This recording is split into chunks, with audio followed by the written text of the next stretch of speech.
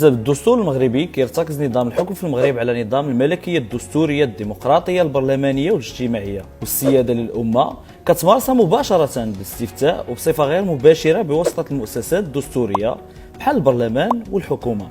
ابتداء من الدستور الأول اللي عرفاته بلادنا سنة 1962، النظام السياسي المغربي حسم بشكل قاطع مع منطق الحزب الوحيد واللي كاين في مجموعة من الدول، وبالتالي تبنى التعددية الحزبية اللي كتعطي الحق للمواطنين والمواطنات في تأسيس الأحزاب السياسية، حيث أن الأحزاب السياسية والنقابات والجماعات المحلية والغرف المهنية كتساهم في تنظيم المواطنين وتمثيلهم عبر الانتخابات. هادشي علاش كنشوفوا اليوم في الساحة السياسية المغربية 34 حزب.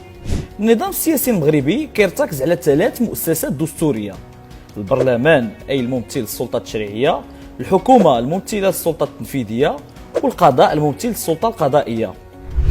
من بعد التعديل الدستوري ديال 1996 ولا البرلمان كيتكون من مجلسين، مجلس النواب ومجلس المستشارين. دستور 2011 جاب مجموعة من المستجدات على مستوى السلطات الثلاث. السلطة التشريعية رجع مجلس النواب كيضم 395 عضو وعضوة كيتنتخبوا بشكل مباشر لولاية مدتها 5 سنوات. ومجلس المستشارين رجع كيضم 120 عضو وعضوة كيتنتخبوا بطريقة غير مباشرة لمدة 6 سنوات.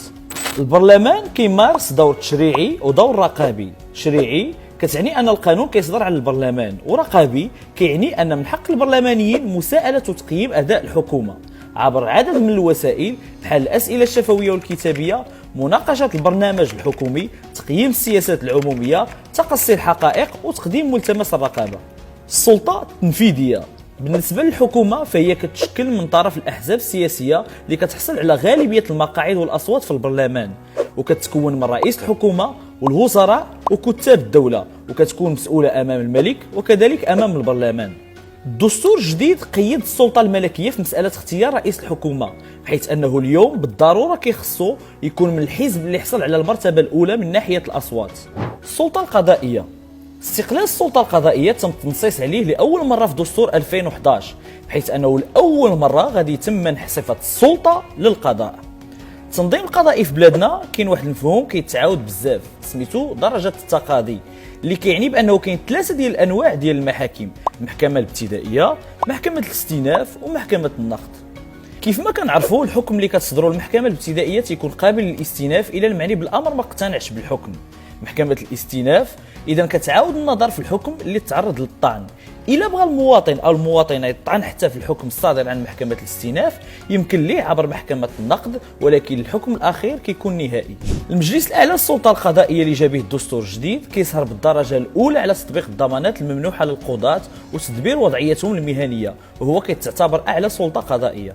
إلى جانب هذه المؤسسات، دستور 2011 جاب مجموعة من الهيئات والمؤسسات الدستورية اللي عندها دور استشاري، كالمجلس الوطني لحقوق الإنسان، المجلس الاقتصادي الاجتماعي والبيئي، المجلس الأعلى للتربية والتكوين والبحث العلمي إلى آخره.